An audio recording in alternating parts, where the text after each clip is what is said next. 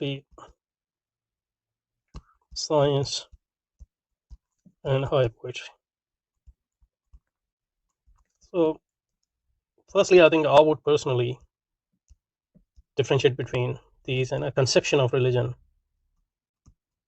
The important thing is, what is your conception of religion? A modernist conception of religion is totally different from, for example, traditional, medieval, or even early modern conception of religion. And those are different from the conception of Islam, which is a deen and not just religion. Similarly, philosophy, different conceptions of philosophy. Even within modern philosophy, there are different traditions. In science, what is your conception of science? And higher poetry, I really don't even know what higher poetry is. But probably what he means is poetry like his or Rumi, for example. Or, in English tradition, for example, metaphysical poetry tradition, or certain romantics who deal with philosophical issues, or in, let's say, German philosophy, it was, for example, Heine, or what's the other one? Goethe, for example, or what's the other one? Hegel's friend, and people like those. So probably that sort of poetry is talking about. So even within a single conception of philosophy, for example, modern philosophy, there are types of philosophy which just deal with conceptual issues. They don't, at least not directly, talk about God or soul or hereafter. These are typical religious issues, isn't it? Purpose of life, etc. And science, obviously. Okay, so one is conception. The other thing is the question of method. So not every philosophy has the same method. Science and its method, for example.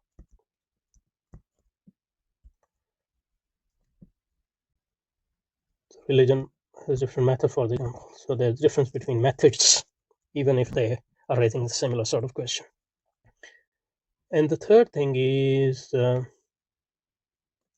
answers. Okay. So there are questions, there are answers, and their method. I'm sure we can say on conceptual level certain things about that. But on more basic level, it's just an empirical question. What answers a particular religion or philosophy or science or higher poetry does on a specific issue? You can't say something. I mean, you can make an empirical generalization, but what's the point of it? But conceptually, I don't think you can say anything basic about the answers. You should have to link what a particular religion says about these questions. What are the questions of, and what are their answers? And similarly, with question, answer, and method, these are all empirical questions in the sense that you have to actually see what a particular religion or science or philosophy, what is its method, and what are its questions, and what are its answers. And you can see whether those answers are same or not, or those questions are same or not, those methods are same or not. So this seems to me an empirical question at the first hand. How can you say something conceptually fruitful unless you focus on method? And I think that's what Alam Iqbal does. If you focus on method, then you might be able to say something conceptually fruitful on whether the answers or questions of these different disciplines would be the same or different, just based on possibilities and restrictions of a method. That's another point you can make. Okay. And I think Alam Iqbal, at least in reconstruction, what he does is focus on methods. And he does say that their questions are similar, but he does point out to difference in the method which lead to difference in answers. Although there might be some similarities in answers, but I think Alam Iqbal doesn't claim that their answers are different.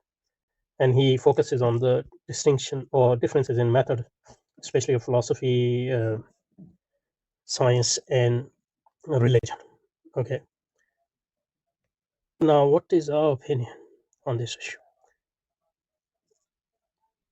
What my opinion is, I think I will say a few things about this. Number one is, when you make religion a faculty in the Kantian said faculty among other faculties, of a modern university,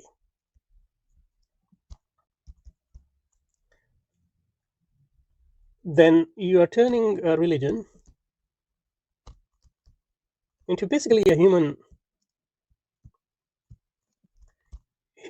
invention. That's the first thing.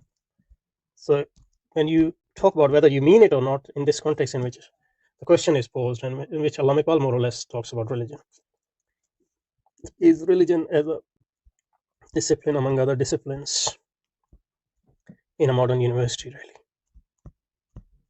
Or at most we can say what he's talking about by religion, his conception is very similar to a Protestant modernist conception of religion. It's a human invention, it's a human endeavor.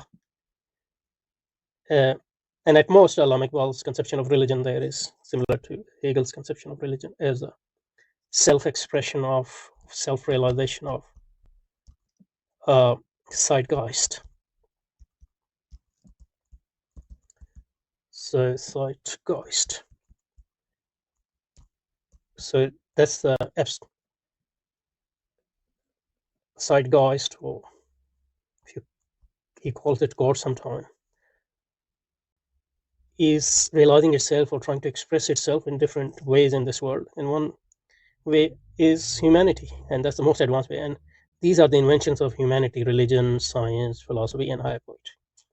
And if humanity is the self-expression of God or zeitgeist, then and if religion, science, and philosophy and history are the self-expression of humanity, then they would be expressing similar sort of things in different ways, though methods are different.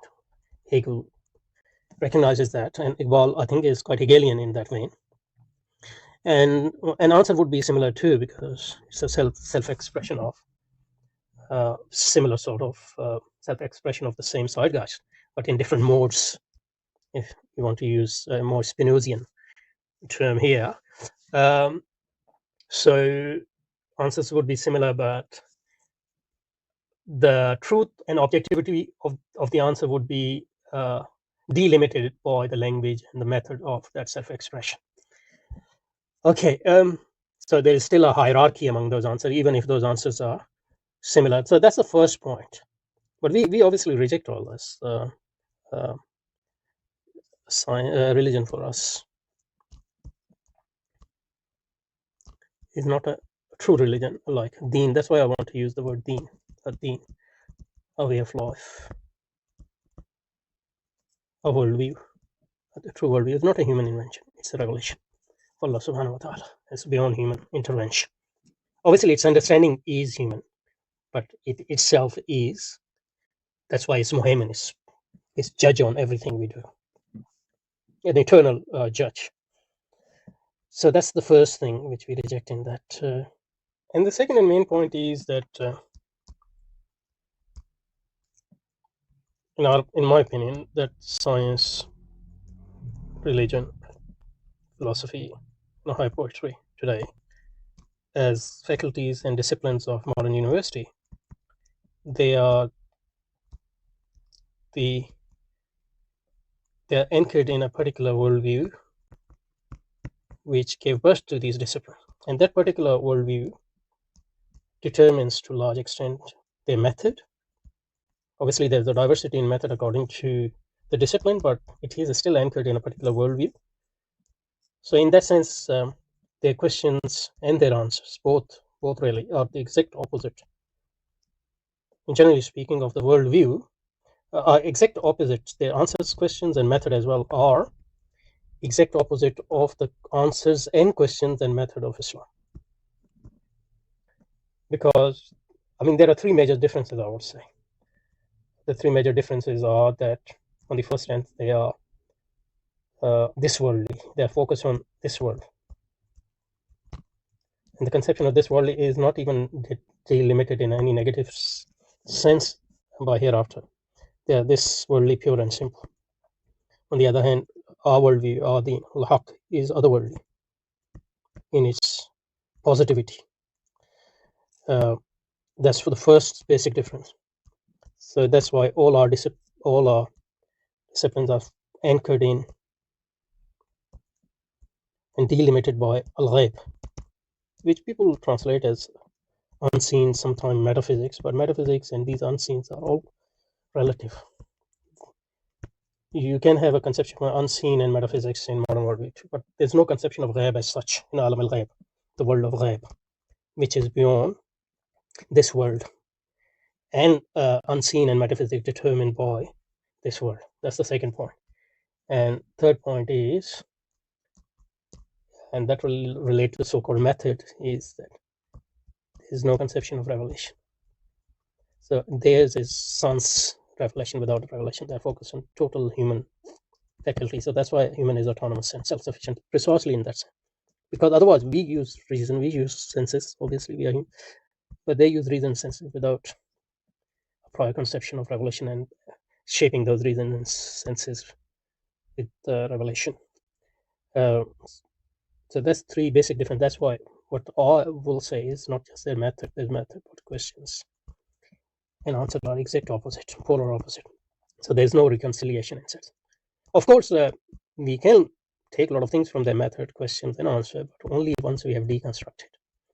So part of those things can be incorporated into our view, but only once they have been deconstructed in the sense that the facts and conceptual tool in these disciplines are totally diffused from or dissociated from the worldview in which they are anchored. So that's my basic, first attempt at answering this. But we'll continue this, inshallah. Assalamu alaikum.